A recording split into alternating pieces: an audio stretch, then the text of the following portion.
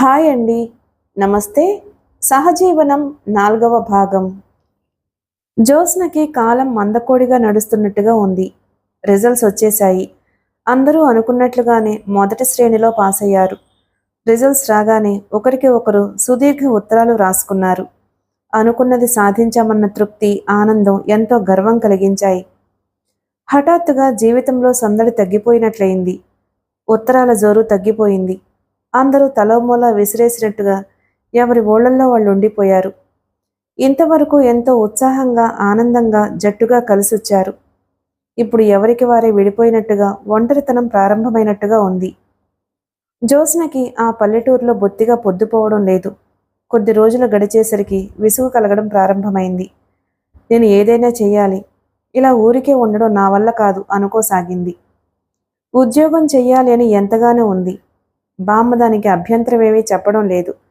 ముందు పెళ్లి చేసుకో, తర్వాత నీ ఇష్టం, నేనేం కాదనను అనేది. జ్యోత్స్నకి ఆవిడ్ని బాధ పెట్టడం ఇష్టం ఉండేది కాదు. ఆశ దగ్గర నుంచి ఉత్తరం వచ్చింది. తండ్రి గుండెపోటుతో పోయాడట. చెల్లెళ్ళు తమ్ముళ్ళు చిన్నవాళ్ళు. ఇంతవరకు వ్యాపారం ఉంది. అది బాగానే నడుస్తున్నట్టుగా ఉంది. తండ్రి పోగానే అది చెప్పలేని అప్పులతో చిల్లుల పడవ అని తేలిపోయింది. ఆశ ఉద్యోగం కోసం ప్రయత్నిస్తోందట.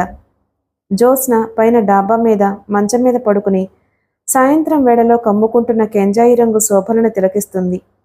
మనసు విహంగంలా రకరకాల ఆలోచనల మధ్య నుంచి దూసుకుపోతుంది. ఇంతలో బామ్మగారు అక్కడికొచ్చింది. ఆవిడ చేతిలో పాతకాలపు చందనపు పెట్టి ఉంది. ఆవిడ వచ్చి జ్యోత్స్న మంచం మీద కూర్చుని పెట్టి తెరుస్తూ, జ్యోత్స్న, ఎన్నాళ్ళ నుంచో నీకు ఈ కాగితాలు చూపించాలని ఎప్పటికప్పుడే హడావిడి. ఒక్కసారి వీటిని చూడు అంటూ వాటిని తీసి ఒక్కొక్కటి ఇవ్వసాగింది. ఏమిటి బామ్మ ఇవి? ఆస్తి తాలూకు దస్తావేజులు. మీ నాన్న పోగానే నా మరిది కొడుకులు నా మీద ఆస్తి కోసం దావా వేశారు. కోర్టులో ఆ కేసులు గెలిచిన కాగితాలు కూడా ఉన్నాయి. చూడు, ఈ పెట్టెలో కాగితాలని నా ప్రాణం కంటే ఎక్కువగా కాపాడుకుంటూ వచ్చాను. ఇవి నీకు అప్పగించి నా భారం వదిలించుకుంటాను. జ్యోత్స్న, నేను ఈ ఇంటికి 10 సంవత్సరాల పిల్లప్పుడు కాపురానికి వచ్చాను.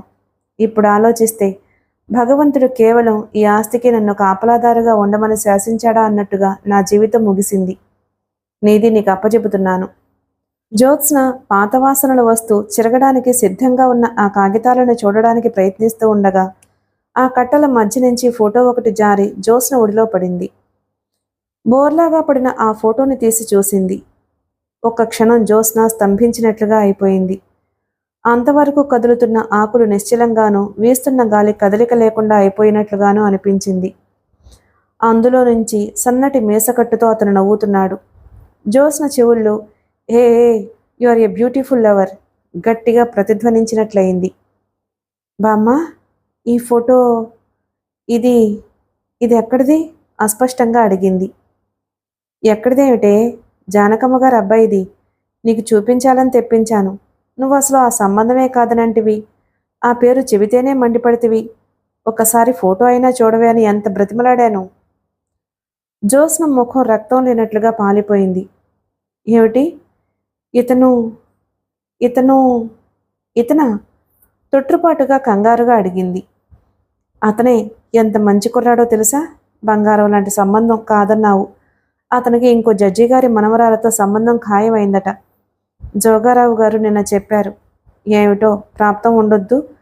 నీకు ఎవరు ఎక్కడ రాసి పెట్టుందో. మరి ఆయన కోసం నేను ఎంత వెతకాలో. జ్యోత్స్నకి కళ్ళు గిర్రున తిరిగిపోతున్నట్లయింది.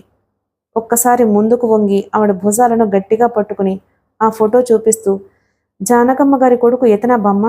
నాకు చెప్పలేదే? నాకెందుకు చెప్పలేదు నువ్వు? జ్యోత్స్న ఆవేశం చూసి భయపడిపోయింది. అయ్యో రామా, నేను నెత్తి నోరు కొట్టుకుని మొత్తుకుంటూనే ఉన్నాను. నువ్వు నా మాట చొరనిచ్చావటే. ఆ పేరు చెప్పగానే కళ్ళు తాగిన కోతిలా ఒకటే చిందులాయే. పెళ్లి చేసుకోను అని ఒకటే గోలాయే. ఆవిడ బాధగా ఫోటో వైపు చూసింది. కుర్రాడు చాలా మంచివాడని జోగారావు గారు ఎంత చెప్పారు. చివరికి నువ్వు అతనికి అలా ఉత్తరం రాయడంతో అది బెడిసిపోయింది. లేకపోతే మనకు అవ్వాల్సిన సంబంధం. అతను ఈ పాటికి మన నట్టింట తిరగాల్సిన కుర్రాడు. ఆవిడ కాగితాల కట్టలు తాడుతో బొత్తిగా కడుతూ, ఏమిటో ఎవరికి ఎవరు ఎక్కడ రాసి పెట్టున్నారో కదా. ఇంతకీ ఆ జడ్జి గారి మనవరాలు బంగారు పూలతో పూజ చేసి ఉంటుంది, అదృష్టవంతురాలు. బుజ్జి, ఒక్కోసారి అర్ధరాత్రి వేళ లేచి నిన్ను 4 తన్ని గదిలో పడేసి ఈ సంబంధం ఖాయం చేస్తున్నాను అని చెప్పాలన్నంత కోపం వచ్చేది. డబ్బు మనకి ఉంది. మన డబ్బుకి విలువ తెచ్చే కుర్రాడతను అనిపించింది. ఏమిటో, నాకు అసలు నీ పెళ్లి చూసే అదృష్టం ఉందో లేదో. సణుక్కుంటున్నట్లుగా అంటున్న ఆవిడ తన భుజం మీద ఒరిగిన మనవరాల్ని చేతితో తడుతూ, బుజ్జి, బుజ్జి, అయ్యో ఏమిటే ఇది, బుజ్జి, బుజ్జి గాభరాగా పిలుస్తూ లేవబోయింది. జ్యోత్స్న ముందుకు పడబోతే గభాలను భుజాలు పట్టుకుని ఆపింది. ఇదిగో సూరి, సూరి, రే ఎక్కడ్రా? మరుక్షణం ఆవిడ పెట్టిన కేకలకి కిందనున్న పాలేరు, వంట చేసే అలివేలు అందరూ పరిగెత్తుకొచ్చారు. 10 నిమిషాలకి జ్యోత్స్నకి మెలకు వచ్చింది. నాకేమైంది బామ్మ? నీరసంగా అడిగింది. నేనేం చెప్పనే తల్లి, నువ్వే చెప్పాలి. మీరు ఎందుకోగానే ఫెయింట్ అయి పడిపోయారు. ఆ ఊరికి కొత్తగా వచ్చిన డాక్టర్ నాడి చూస్తూ అన్నాడు. జ్యోత్స్నకి మెల్లగా అంతా గుర్తుకొచ్చింది. పెద్ద ఆదుర్దా పడవలసిందేమీ నాకు కనిపించటం లేదు. మీరు బాగా రెస్ట్ తీసుకోండి అన్నాడు డాక్టర్ మందులిస్తూ. డాక్టర్ గారు, అంతేనా? లేక నేను కంగారు పడుతున్నానో దాస్తున్నారా? నా దగ్గరేమీ దాచకండి. నేను దేనికి భయపడను. అవసరం అనుకుంటే ఇప్పటికిప్పుడు హైదరాబాద్ తీసుకువెళ్తాను. వరమ్మగారు అంటూ ఉండగానే ఆవిడ కళ్ళ నుంచి నీళ్లు జలజలా రాలాయి. జ్యోత్స్నకి తన బామ్మను ఎంత ఆదుర్దా పెట్టిందో అర్థమైంది. చెయ్యి చాచి ఆవిడ చెయ్యి మీద ఆనిస్తూ నీరసంగా, బామ్మ కంగారు పడకు, కాస్త కళ్ళు తిరిగాయంతే అంది. ఆవిడ మనవరాలి వైపు చూసింది. జ్యోత్స్న నవ్వు తెచ్చుకుని నవ్వింది. నాకు కులాసాగానే ఉంది బామ్మ అంది. 15 గంట తరువాత అందరూ వెళ్ళిపోయారు. సుబ్బులు జ్యోత్స్న మంచం దగ్గర కూర్చుని జ్యోత్స్నకి కళ్ళు తిరగగానే బామ్మగారు చేసిన హడావిడి చెప్పింది. బుజ్జమ్మగారు, నాకెంత భయం వేసిందంటే, నేను వెళ్ళేసరికి డాక్టర్ గారు స్నానం చేస్తున్నారు. త్వరగా వచ్చేయమని బాత్రూమ్ తలుపు దడదళ్లాడించేశాను. వాళ్ళ ఆవిడ అలాగే పరిగెత్తుకురమ్మంటావా, కాస్త ఆగు అంటూ తిట్టింది. కాళ్ళు లాగుతున్నాయా, నొక్కనా అంది. ఏమీ వద్దు సుబ్బులు, అతను వచ్చాడే. ఎవరతను? అదే జోగారావు గారు తీసుకొచ్చిన పెళ్లి కొడుకు. అతనా? ఆ, అతను మన ఇంట్లో ఎంతసేపు ఉన్నాడు? అతనా అంటూ అతను వచ్చినప్పటి నుంచి వెళ్లే వరకు జరిగిందంతా ఏకరువు పెట్టింది. ఈ మంచం మీద కూర్చున్నాడా అంది జ్యోత్స్న. అవును బుజ్జమ్మగారు. ఇంతలో బామ్మగారు వస్తున్న చప్పుడైంది. అరుగో బామ్మగారు వస్తున్నారు. మిమ్మల్ని మాట్లాడిస్తున్నాను అని తెలిస్తే నన్ను చంపేస్తారు, మీరు పడుకోండి అంది. జ్యోత్స్న మాట్లాడకుండా పడుకుంది. ఆవిడ రాగానే సుబ్బులు, నువ్వు అవతలకు వెళ్ళు అంది. సుబ్బులు గుమ్మం బయటకు వెళ్ళింది. బుజ్జి, కాస్త లేచి కూర్చోమ్మా అంది. జ్యోత్స్న లేచి కూర్చుంది. ఆవిడ ఉప్పు మిరపకాయలు గుప్పిళ్లతో పట్టుకుని జ్యోత్స్నకి దిష్టి తీసింది. ఏమిటి బామ్మ ఈ చాదస్తం అంది జ్యోత్స్న. నా చాదస్తం భరించటం నీకు అలవాటేగా, మాట్లాడకు, ఇంక పడుకో అంది. ఆవిడ వెళ్ళిపోయింది. జ్యోత్స్న పడుకుంది. సుబ్బులు కూడా కిందకు వెళ్ళిపోయింది. జ్యోత్స్న చెయ్యి మెల్లగా దిండు కిందకు వెళ్ళింది. అక్కడి నుంచి ఫోటో తీసి చాలాసేపు తదేకంగా ఆ ఫోటో వైపే చూసింది. జ్యోత్స్న ఎంత ప్రయత్నించినా ఈ షాక్ నుంచి తేరుకోలేకపోతుంది. ఇతనా? అతను ఇతనా? మనసు దిమ్మెరిపోయినట్లుగా ఉంది. ఎంత చిత్రం! అతన్ని చూడాలి, అతను ఎవరో ఎక్కడుంటాడో తెలుసుకోవాలని తప్పిస్తుంది తను. అతను ఈ ఇంటికి వచ్చి వెళ్ళాడు. తన జీవితపు పరిధి వరకు వచ్చి అందులో ప్రవేశం లేదు అని తెలుసుకుని వెనక్కి వెళ్ళిపోయాడు. జ్యోత్స్న ఈ సంఘటనకి తట్టుకోలేనట్లుగా ఉక్కిరిబిక్కిరైపోతుంది. అతనే అని తనకు ఎందుకు తెలియలేదు? భగవంతుడు తనతో ఎందుకిలా ఆటలాడాడు? My god, my god! జ్యోత్స్నకి పిచ్చెక్కేట్టుగా ఉంది. అన్నింటికంటే మహా దారుణం, జోగారావు గారు చెబుతుంటే బామ్మ సతాయింపు భరించలేక వాళ్ళు ఎక్కడ బలవంతంగా తనకతన్ని అంటగడతారేమో అన్న భయంతో అతనికి ఒక ఉత్తరం రాసింది. ఆ ఉత్తరం గుర్తుకొస్తుంటే జ్యోత్స్న ఇప్పుడు వణికిపోతుంది. ఇదే టేబుల్ దగ్గర కూర్చుని రాసింది. ఆనాడు రాసింది. ఆ రోజున తనలో ఆ ఉత్తరం రాసేటప్పుడు ఎంత ధైర్యం, ఎంత తెగింపు! My God! జ్యోత్స్న తదేకంగా పైకప్పు కేసి చూస్తుంది. ఎంత వద్దనుకున్నా ఆ ఉత్తరమే గుర్తుకొస్తుంది. ఏమని రాసింది తను? అసలు ఆ సంబోధించటమే వ్యంగ్యంగా, హేళనగా ప్రారంభించింది. కావాలనే అతని ఆత్మాభిమానాన్ని కించపరిచింది. ఏమాత్రం రోషం ఉన్న మనిషి అయినా ఇక నా జోలికి రాడనుకుంది. ఉత్తరం తీవ్రంగానే రాసింది. జానకమ్మ గారి కొడుకు అని వీళ్ళు చెబుతున్న మీకు నమస్తే. మీరు మా ఇంటికి వచ్చారని, నేను మీకు నచ్చానని, మీరు పెళ్లికి ఒప్పుకున్నారని జోగారావు గారు చెప్పారు. మీరు నన్ను చూడలేదు, నాతో మాట్లాడలేదు, కనీసం నా అభిరుచులు ఏమిటో కూడా మీకు తెలియవు. అయినా నేను మీకు నచ్చానంటున్నారట. భేష్. కానీ నేనంటున్నాను, మీకు నచ్చింది నేను కాదు, నా ఆస్తి, మా బామ్మగారి అమాయకత్వం. ఇదివరకు రోజుల్లో పిల్లని చూడకుండా పెళ్లికి ఒప్పుకునేవారంటే ఆ తరమే వేరు, వారి ఆలోచనలే వేరు. వాళ్ళకి ప్రతి పని పెద్దవాళ్ళు చేసి పెట్టడం అలవాటు. పెద్దవాళ్ల చేతిలో కీలుబొమ్మలు. వాళ్ళకి స్వతంత్ర భావనలు తక్కువ. ఇప్పటి తరంలో కూడా అలాంటి పారాసైట్ జీవులు ఉన్నారు అనడానికి మీరే ఉదాహరణ. నాకు ఇలాంటి వాళ్ళంటే పరమ చిరాకు. మీకు చిన్న సలహా, మీరు నాలాంటి వాళ్ళ జోలికి రాకండి, బాధపడగలరు. మీరు మీలాంటి వాళ్ళనే ఎన్నుకుంటే సుఖపడతారు. నేను ఒక ముఖ్యమైన సంగతి తెలియపరచడానికే ఈ ఉత్తరం రాస్తున్నాను. నేను ఒక అతన్ని ప్రేమించాను. అతనికి నేనంటే ప్రాణం ఇస్తాడు. మేమిద్దరం త్వరలో పెళ్లి చేసుకోబోతున్నాం. దయించి మా ఇద్దరి మధ్య అడ్డు రాకండి. నేను ప్రేమించిన అతనితో నా పెళ్లి జరగకుండా చెడగొట్టాలని మా బామ్మ పట్టుదల. నేను పెడసరంగా మీతో మాట్లాడతాను అన్న భయంతో నేను ఊళ్ళో లేనప్పుడు పెళ్లి చూపుల తతంగం పెట్టారు. మీరు ఇష్టపడ్డారు కాబట్టి పెళ్లికి ఒప్పుకోవాలి అని నా ప్రాణం తీస్తున్నారు. వాళ్ళు మీకేం చెప్పారో నాకు తెలియదు. అనవసరంగా మీరు నవ్వులపాలయ్యి నన్ను నవ్వులపాలు చేసే స్థితికి తీసుకురాకండి. Good bye. నా పేరు జ్యోత్స్న. ఆ రోజు ఉత్తరం మడిచి కవర్లో పెట్టి అడ్రస్ రాస్తూ ఏమననుకుంది? ఈ పెద్ద మనిషి జన్మలో నా జోలికి రాడు. అంతేకాదు, ఇక ముందు పెళ్లి చేసుకునే ముందు ఆ అమ్మాయి స్వభావం తనకి కలుస్తుందా లేదా అని కూడా జాగ్రత్త పడతాడు. పెద్ద మనిషి. నేను అతనికి ఒక మంచి గుణపాఠం నేర్పి సాయం చేశాను. నాకు అతనే థ్యాంక్స్ చెప్పాలి అనుకుంది. ఎవరికి రాసింది ఆ ఉత్తరం తను? ఎవరు పాఠం నేర్చుకున్నారు? చాలాసేపటి నుంచి తదేకంగా పైకప్పు కేసి చూస్తున్న జ్యోత్స్న పక్కకు తిరిగి దిండులో ముఖం దాచుకుని ఏడవసాగింది. జ్యోత్స్న పెట్టెలో బట్టలు సర్దుకుంటుంది. వరమ్మ గారు పక్కనే నిలబడి ఉంది. ఆవిడ కళ్ళు నిస్సహాయంగా జ్యోత్స్న చేస్తున్న పని చూస్తున్నట్టున్నాయి. బుజ్జి, నా మాట వినవు కదూ నువ్వు? బామ్మ, నీ మాట నేను ఎప్పుడూ జవదాటను. కానీ నువ్వు కాస్త నా సంగతి ఆలోచించు.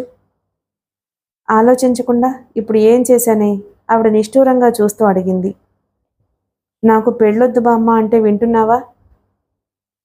ఇదిగో బుజ్జి, అనవసరంగా నా మీద నిందలు వేయకు. ఆ జానకమ్మ గారి కొడుకు సంబంధం ఎంత మంచిది. అయినా నువ్వు కాదు అని అంటే కిమ్మనకుండా ఊరుకున్నాను. చూడు, ఆ అబ్బాయికి మనకంటే మంచి సంబంధం దొరికింది. ఆ పిల్ల అన్నగారులంతా ఫారిన్లో ఉన్నారట. గురువారం నాడు పెళ్లి. జోగారావు గారు వెళ్తున్నానని చెప్పారు. నిజంగా ఆ అబ్బాయి గుర్తుకొస్తే మాత్రం నా ప్రాణం ఉసూరుమంటుంది. జ్యోత్స్న తల బాగా వంగిపోయింది. పెట్టెలో బట్టలు సర్దుతుంది. ఎందుకు బామ్మ జరిగిపోయిందానికి బాధపడతావు? నువ్వే చెప్పావుగా, దేనికైనా రాత అనేది ఒకటి ఉండాలి అని. జ్యోత్స్న ఎంత గంభీరంగా అనాలని ప్రయత్నించినా కంఠం కంపించకుండా నిగ్రహించుకోలేకపోయింది. సరే, అతని సంగతి వదిలేద్దాం. ఆ కోలవెన్న కుర్రాడికి ఏమైంది చెప్పు? 2000 రూపాయలు జీతమట. నాకు ఇష్టం లేదన్నానుగా బామ్మ. పోనీ ఆ డాక్టర్ చదివే అబ్బాయి, వరంగల్లో లెక్చరర్ చేస్తున్న అతను? జ్యోత్స్న చెవులు మూసుకుంది. అబ్బబ్బా, నీ లిస్ట్ ఆపు. నాకెవ్వరూ ఇష్టం లేదు. నేను పెళ్లి చేసుకోను, సరేనా? అదే ఎందుకు అని అడుగుతున్నాను. ఏమైంది? అసలు సంగతి ఏమిటి? నీ దృష్టిలో ఎవరైనా ఉన్నారా? పోనీ ఆ మాటైనా చెప్పు. ఆవిడ కూడా గట్టిగానే అంది. ఎవ్వరూ లేరు. ఆవిడ క్షణంసేపు మనవరాలి మొహం చూసింది. ఎందుకో గాని జ్యోత్స్న మొహం మాడిపోయి ఉంది. భరించరాని బాధేదో బలవంతంగా భరిస్తున్నట్టుగా ఉంది. ఆవిడ కళ్ళల్లో కోపం హఠాత్తుగా మాయమైపోయింది. జ్యోత్స్న గడ్డం పట్టుకుని ఎత్తుతూ అంది. బుజ్జి, నిజం చెప్పు. నువ్వు నా నుంచి ఏదో దాస్తున్నావు. ఎందుకో గాని నీలో నువ్వే బాధపడుతున్నావు. ఏమిటది? నేను తెలుసుకోకూడదు ఏదైనా ఉందా? జ్యోత్స్న ఆవిడ ఆత్మీయతకి కరిగిపోయినట్లుగా, ఇక ఆపుకోలేనట్లుగా చప్పున ఆవిడ్ని పట్టుకుని భుజం మీద తలదాచుకుంది. బిగబట్టిన స్వరంతో మెల్లగా అంది. బామ్మ, కొన్ని రోజులు నన్ను ఆశ దగ్గర ఉండిరాని, నాకు శాంతిగా ఉంటుంది ప్లీజ్. ఎందుకే బుజ్జి, ఎందుకిలా నా నుంచి దూరంగా వెళ్ళాలనుకుంటున్నావు? అలా అనుకు బామ్మ. నాకు ఇక్కడ బోరుగా ఉంది అంతే. నేను వారం రోజుల కంటే ఎక్కువ ఉండను. నన్నేమీ అడక్కు, వద్దని అనకు. ఆవిడ నిట్టూర్చింది. జ్యోత్స్నని వదిలేస్తూ అంది. బుజ్జి, నీకు ఎలా సంతోషమైతే అలా చెయ్యి. నేను నిన్ను ఏదీ కాదు అని అన్ను.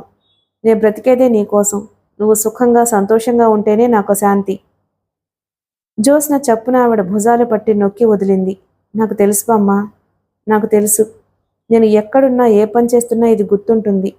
నిన్ను బాధ పెట్టే పని నేను ఏదీ చేయను, సరేనా? నాకు కాస్త సందడి కావాలి, అందుకే ఆశ దగ్గరికి వెళ్ళొస్తాను. నీ ఇష్టం అంటున్నానుగా. జ్యోత్స్న మళ్ళీ పెట్టె సర్దుకోసాగింది. ఈసారి వరమ్మగారు తనే బట్టలందించి సాయం చేయసాగింది. 2 వారాల క్రితం ఆశ ఉత్తరం రాసింది. హైదరాబాద్లో తండ్రికి మిత్రుడైన ఒక ప్రసిద్ధ వ్యాపారవేత్త కూతురికి పెళ్లి కానుకగా ఇల్లు కట్టించి ఇస్తున్నాడట. దాన్ని డెకరేట్ చేసి పెట్టమని ఆశకి అప్పచెప్పాడు. అది బాగా వస్తే ఆయన ఆధ్వర్యంలో కట్టబోతున్న హోటల్ని కూడా ఆశకిస్తాను అని అన్నాడట. జ్యోత్స్న, నువ్వు కూడా రా. ఇలాంటి అవకాశం వచ్చినప్పుడే మనం చప్పున అందిపుచ్చుకోవాలి. మనిద్దరి బుర్రలో కలిస్తే బెస్ట్ ఐడియా వస్తుందని, ఫలితం సూపర్గా ఉంటుందని నా నమ్మకం. నాకు ఒక బ్యూటీ పార్లర్ కూడా తెరవాలని ఎంతగానో ఉంది జ్యోత్స్న. నీకు గుర్తుందా, మనం కొత్త కొత్త పనులు చేయాలి అని అనుకునేవాళ్ళం. మన వ్యక్తిత్వం మిగతా అందరికీ ధాటిగా కనిపించాలి. అక్కడ బోరుగా ఉందని రాశావు. నా దగ్గరకు రాకూడదు? ఆ ఉత్తరం జ్యోత్స్నకి ఎంతో ఆసరాగా అనిపించింది. ఆ ఫోటో చూసినప్పటి నుంచి జ్యోత్స్న తల తిరిగిపోయినట్లుగా ఉంది. ఎంత ఆలోచించినా, తనకి తాను నచ్చచెప్పుకోవాలని ప్రయత్నించినా ఫలితం లేకపోతుంది. తన మనసంతా నిండిపోయిన తీరు, ముఖ్యంగా ఆ దూరం అవ్వడానికి తనే కారణమైన పద్ధతి జ్యోత్స్న మర్చిపోలేకపోతుంది. అన్నం తినకుండా పరధ్యాసగా ఉండిపోతుంటే బామ్మ తీసే ఆరాల నుంచి తప్పించుకోవడం ఇంకో పెద్ద సమస్య అయిపోతుంది. అందుకే ఆశ ఉత్తరం చూడగానే జ్యోత్స్నకి ప్రాణం లేచొచ్చి, వరమ్మగారు మొదట ఒప్పుకోకపోయినా చివరికి అంగీకరించడంతో జ్యోత్స్న గుండెలు కుదుటపడ్డాయి. స్టేషన్కి తనని రిసీవ్ చేసుకోవడానికి వచ్చిన ఆశని చూసి జ్యోత్స్న తెల్లబోయింది. ఆశలో మార్పొచ్చింది. వేషభాషలు బాగా మారాయి. ముడి వేసుకుంది. స్లీవ్లెస్ బ్లౌజ్ చెప్పలేని అందం తెచ్చింది. రైల్లో నుండి దిగబోతూ 1 నిమిషం అలాగే నిలబడిపోయింది జ్యోత్స్న. ఏమిటి అలా చూస్తున్నావు అంది ఆశ. నిన్నే. ఇంత కొద్ది కాలంలో ఇంత మార్పా? మనం వేగం నిండిన జీవితం, అన్ని రాకెట్ వేగంతో పనులైపోవాలి. ప్రతిదీ నత్తనడకలా ఉంటే జీవితం మనకు తెలియకుండానే హుష్కాకిలా ఎగిరిపోతుంది. ఏ బాగలేనా? తనని తాను చూసుకుంటూ అంది. చాలా బాగున్నావు. మార్పుకి అంత త్వరగా ఎలా అలవాటయ్యావా అని ఆలోచిస్తున్నాను. ఇద్దరు ప్లాట్ఫామ్ మీద నడుస్తుంటే వచ్చి వెళ్లే దారిలో చాలామంది తిరిగి తిరిగి ఆశవైపు చూస్తున్నారు. నాన్న పోయిన బాధ నుంచి ఇంత త్వరగా కోలుకుంటావు అనుకోలేదు అంది జ్యోత్స్న. ఆశ నిట్టూర్చింది. నిజమే జ్యోత్స్న. ఒక్కోసారి ఆలోచిస్తే నాకు నేనే విచిత్రంగా కనిపిస్తాను. నాన్న పోయారు. అప్పులు నెత్తిన కూర్చున్నాయి. తమ్ముళ్ళు చెల్లెళ్ళు ఉన్నారు. వారికి భోజనం చదువులు సాగాలి. నేను కూడా ఏడుస్తూ కూర్చున్నాననుకో, జరిగేదేమిటి? ఇంతకాలం ఇంత బాగా బ్రతికి ఇప్పుడు ఎవరి ముందుకు వెళ్ళి దేహి అని చేయి చాచను? నా ప్రాణం పోయినా ఇలాంటి పని చేయలేను. లక్కీగా నాన్న ఫ్రెండ్ ఒకరు నాకు ఈ పని అప్పచెప్పారు. నేను చేయగలనా లేదా అని ఆలోచించలేదు. ఆ అవకాశం గట్టిగా పట్టుకున్నాను, అంతే. ఇద్దరు బయటకొచ్చారు. అక్కడ తెల్లటి ఫియట్ కారు వెయిట్ చేస్తుంది. డ్రైవర్ ఆశని చూడగానే అతి వినయంగా డోర్ తెరిచాడు. ఇద్దరూ అందులో కూర్చున్నారు. కానీ ఆశ, ఇంటీరియర్ డెకరేషన్ అంటే అది ప్రత్యేకమైన సబ్జెక్ట్. మనకు అందులో ప్రవేశం లేదు. మన చదివే వేరు. ఎలాగే అంది జ్యోత్స్న. నాన్సెన్స్. ఏదైనా నేర్చుకోవాలి అనే పట్టుదల ఉంటే రానిదంటూ ఏమీ లేదు. ఏ పనైనా కృషికి లొంగక తప్పదు. జ్యోత్స్న, ఎంతమంది చదువు ఒకటి చదివి దానికి విరుద్ధమైన వృత్తుల్లో బ్రతకడం లేదు. మా పిన్ని కొడుకు మెడిసిన్ చదివి సినిమా యాక్టర్ అయ్యాడు. నాకు తెలిసిన ఒకతను సైంటిస్ట్ కావాల్సింది క్రికెట్ ప్లేయర్ అయ్యాడు. మనం చదువుకున్న మార్గంలోనే వెళ్ళాలి అని రూల్ ఎక్కడుంది? ఆఫ్టర్ ఆల్ ఈ రోజుల్లో ఈ డిగ్రీలంటే ఏమిటి? మనం చేయబోయే వృత్తిని ఎన్నుకోవడమేగా. I'm happy Jyotsna. జ్యోత్స్న ఆశ వైపు చూస్తుంది. ఆశ మగపిల్లాళ్ళ ఆలోచిస్తుందనిపించింది. అనుకోకుండా తండ్రి పోయాడు. కుటుంబ భారం నెత్తిన పడింది. ఆ బాధ్యత స్వీకరించడానికి ఏదో ఒకటి చేయాలి. ప్రస్తుతం ఆశ అంతవరకే ఆలోచిస్తుంది అనుకుంది జ్యోత్స్న. ఆశ తీసుకున్న పోర్షన్ చాలా బాగుంది. ఈ మధ్య కొత్తగా వస్తున్న అపార్ట్మెంట్స్లో భాగం అది. ఇది నాకు హాయిగా ఉంది. ఎందుకంటే చుట్టూ కుటుంబాలు ఉంటాయి కానీ ఎవరు ఎవరి విషయాల్లో కల్పించుకోరు. కల్పించుకుంటే మహా చిరాకు కదూ. జ్యోత్స్న కిటికీ దగ్గర నిలబడి చూస్తుంది. అక్కడి నుంచి ట్యాంక్ బండ్లో నీరు కనిపిస్తుంది.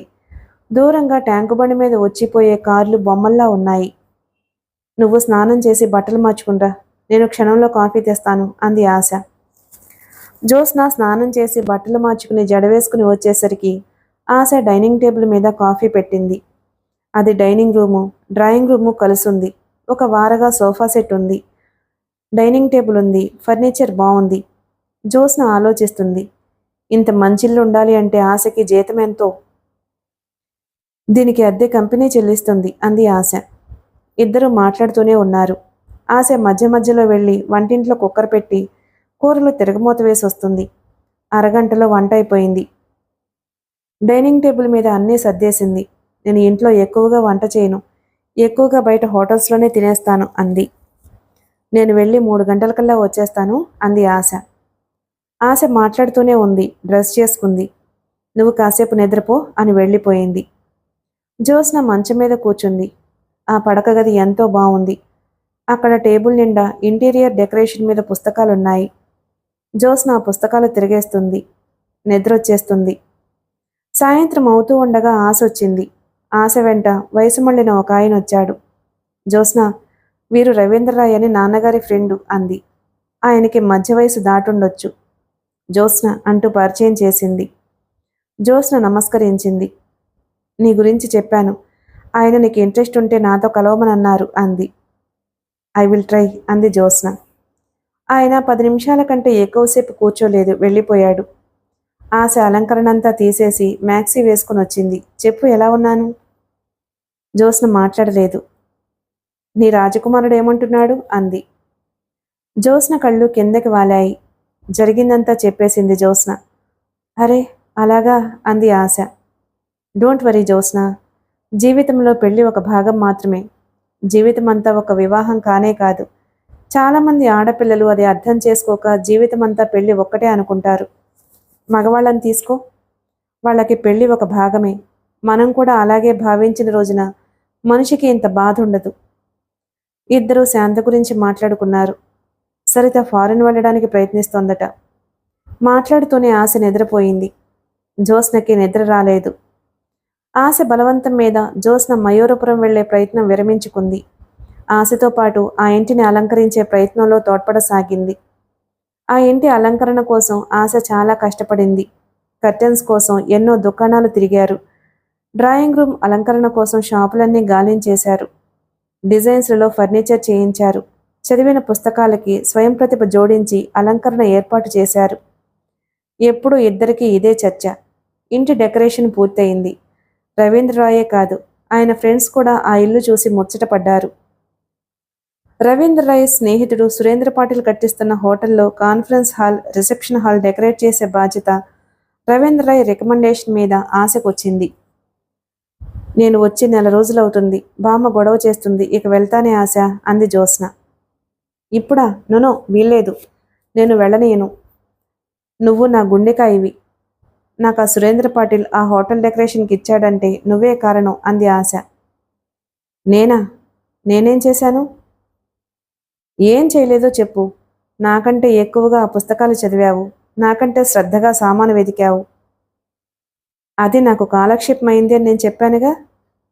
జ్యోత్స్న, హోటల్ హాల్స్ కూడా డెకరేట్ చేసి మెప్పు పొందాననుకో, ఇంక నేను ఇంటీరియర్ డెకరేటర్గా సెటిల్ అయిపోతాను. ప్లీజ్ నన్ను ఇప్పుడు వదిలి వెళ్లకు, నీకు పుణ్యం ఉంటుంది. జ్యోత్స్న ఆశ మాటను కాదనలేకపోయింది. రవీంద్రరాయ్ ఇంటి అలంకరణ పూర్తి కాగానే ఆశ ఆయన ఇచ్చిన డబ్బులో సగం తెచ్చి జ్యోత్స్న చేతికిచ్చింది. ఇదేమిటి అంది జ్యోత్స్న కనుబొమ్మలు ముడుస్తూ. నీ షేర్. నా షేర్ ఏమిటి? నాతో సమంగా కష్టపడ్డావుగా, ఇది నీకు దక్కడం న్యాయం. జ్యోత్స్న ఆశ చేతిని అవతలకు నెట్టింది. నాన్సెన్స్. నేను నీకు సాయం చేశాను, డబ్బు కోసం ఆ పని చేయలేదాశ. Thank God. బామ్మ పుణ్యమా అని డబ్బుకి నాకు లోపం లేదు. ఆశ ఎంత చెప్పినా జ్యోత్స్న వినలేదు. నీకు సాయం చేశానంటుంటే వినవే. ఈ 1 నెల రోజులు నీ దగ్గరున్నందుకు నేనే నీకు ఇవ్వాలి అంటూ తిరస్కరించింది. ఈ 1 నెల రోజులు ఈ పని ఒత్తిడిలో జ్యోత్స్న ప్రయత్నించినా అతని గురించి మర్చిపోలేకపోతుంది. 10 నిమిషాల్లో అతని గురించిన జ్ఞాపకం టక్కున మనసులోకి వచ్చేస్తుంది. అతని పెళ్ళయి 1 నెల రోజులైపోయింది. తనను గురించి మర్చిపోయి కూడా ఉంటాడు. అతని ఇక మర్చిపోలేని జ్ఞాపకం అయిపోయాడు నాకు అనుకోసాగింది. హోటల్ డెకరేషన్ మొదలు పెట్టారో లేదో ఆశకి మరో ఇల్లు వచ్చింది. ఆశ ఆ ఇంటి బాధ్యత తను తీసుకుని జ్యోత్స్నకి హోటల్ హాల్స్ పని వదిలేసింది. మధ్య మధ్యలో తను వచ్చి చూసేది. హోటల్ ప్రారంభోత్సవం దగ్గరకొస్తుంది. పని పూర్తి కావాలి. సురేంద్ర పాటిల్ తొందర పెట్టేస్తున్నాడు. జ్యోత్స్నకి పని చాలా ఒత్తిడిగా ఉంది.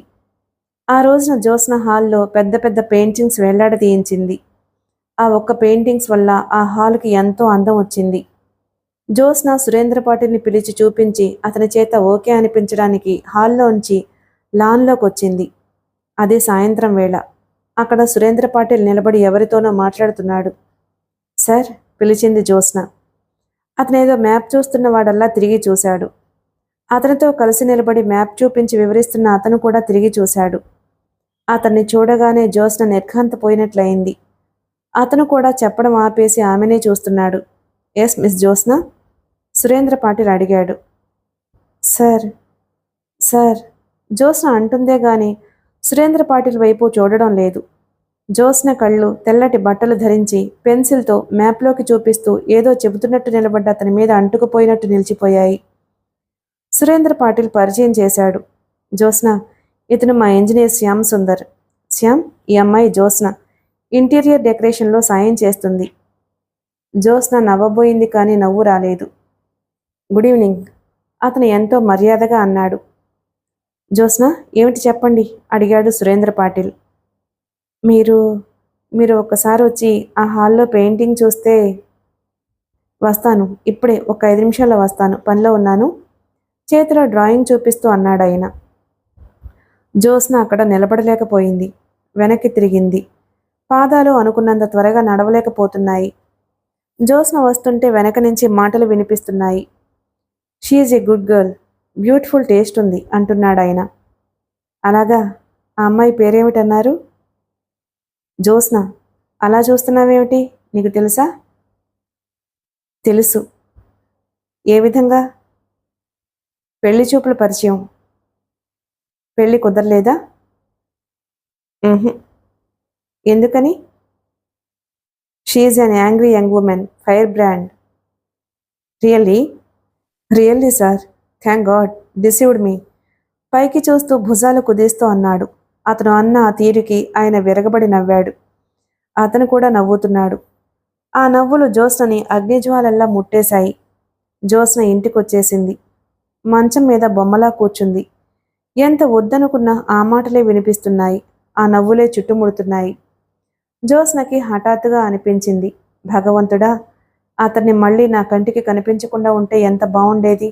మై గాడ్, అతన్ని మళ్ళీ ఒక్కసారి చూడాలని ఎంతగా అనుకుంది. బాగా అయింది అనుకోసాగింది. ఆశ బయట నుంచి వచ్చింది. వచ్చి రాగానే వెంటనే ఎడం చెయ్యి చాపి వేసుకున్న పెద్ద ముడిని లాగేసి పక్కన పడేసింది. ఆశ వేషధారణలో ఇంట్లో ఒక రకంగా బయట ఇంకో రకంగా ఉంటుంది. బయట అధునాతనంగా అలంకరణలో కనిపించే ఆశని ఇంట్లో చూస్తే చప్పున ఎవ్వరూ పోల్చుకోలేరు. ఆశ కాశ్మీర్ సిల్క్ చీర విప్పి లుంగీ షర్టు వేసుకుని వచ్చింది. పడక గదిలో జ్యోత్స్న మంచం మీద అటువైపుకు తిరిగి పడుకుని ఉంది. హలో డియర్, కాఫీ తాగుతావా నాతో? వంటింట్లోకి వెళుతూ పలకరించింది. జ్యోత్స్న మాట్లాడలేదు. ఆశ లోపలికి వెళ్ళి 2 కప్పులతో హార్లిక్స్ తెస్తూ, పాలు పాడైపోయాయి, అబ్బా, అప్పుడే ఎండాకాలం మొదలైంది, ఉఫ్ అంది ఊదుకుంటూ. ఆశకి అందరిలో చెమటేశ్వరి అనే బిరుదుంది. ఊరికే చెమటలు పట్టేస్తాయి. ఆశ తిరిగొచ్చినా కూడా జ్యోత్స్న ఇంకా అలాగే ఉంది. ఆశకి జ్యోత్స్న పడుకున్న తీరు చూడగానే అనుమానం వచ్చింది. మామూలుగా అయితే అలా పడుకునే వ్యక్తి కాదు జ్యోత్స్న. దగ్గరకొచ్చి పిలిచింది. జ్యోత్స్న పలకలేదు. ఆశ మంచం మీద కూర్చుంది. భుజం మీద చెయ్యి వేసి కదిపి పిలిచింది. ఏమిటే, ఒంట్లో బాగలేదా? బాగానే ఉంది. జ్యోత్స్న లేచి ఇటు తిరిగింది. మరి అలా ఉన్నావే? ఎలా ఉన్నాను? బాగానే ఉన్నానుగా. జ్యోత్స్న గభాలన మంచం దిగి వెళ్ళి కిటికీ దగ్గర నిలబడింది. ఏమైంది? ఆశ హార్లిక్స్ గ్లాసులు టేబుల్ మీద పెడుతూ అంది. ఏం కాలేదాశ, నేను ఈ రాత్రికి మా ఊరు వెళ్ళిపోతున్నాను.